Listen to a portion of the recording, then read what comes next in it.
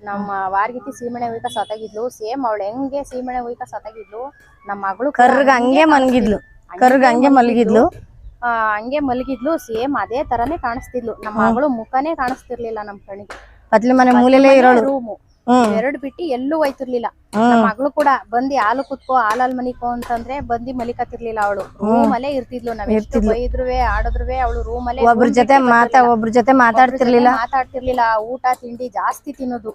ಬರೀ ಕಬಾಬು, ಬಿರಿಯಾನಿ ಚಿಕನ್ ಜಾಸ್ತಿ ತಿಂತಿದ್ಲು.